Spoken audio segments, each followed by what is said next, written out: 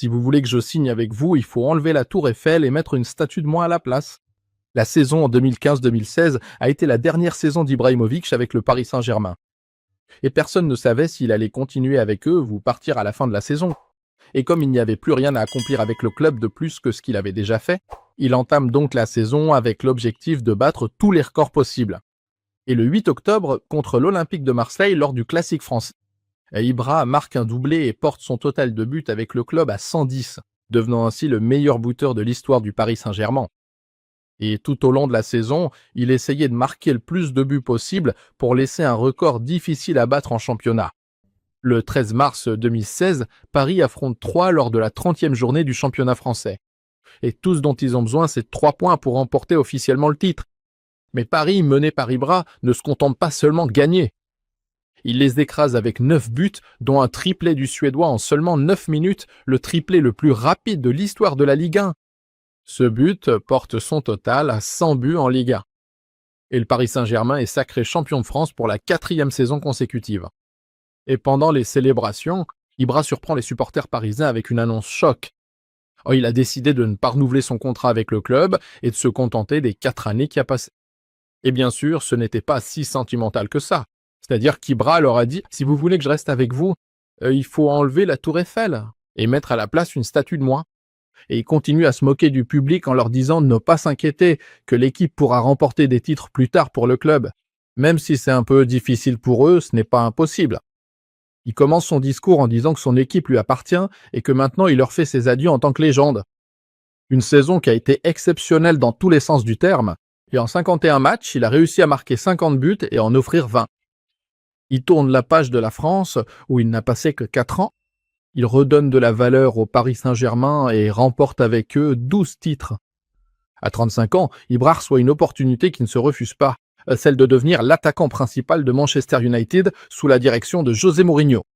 Alors Ibra accepte et dit que l'un de ses rêves était de jouer en Premier League et à Manchester United. Avec un contrat d'1 an renouvelable et un salaire de 200 000 livres par semaine, le moment est enfin venu de voir Ibra dans le championnat le plus fort du monde.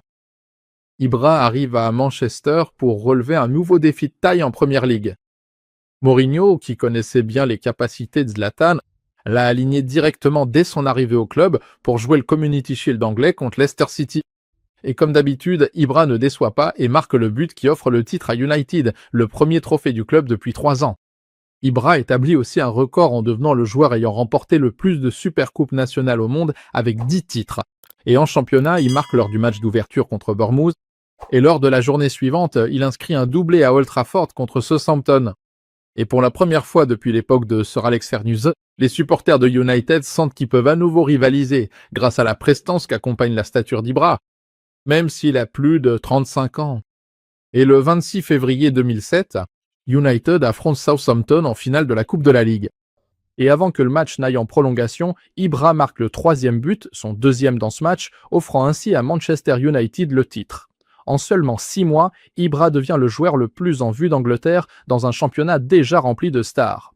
Mais arrive le 20 avril, le pire jour de la carrière professionnelle d'Ibra, lors d'un match contre Anderlecht en quart de finale de l'Europa League.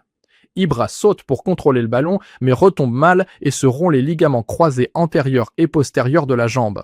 Une blessure atroce, l'une des plus graves dans le football, qui met fin à sa première aventure avec le club d'une manière que personne n'aurait souhaité.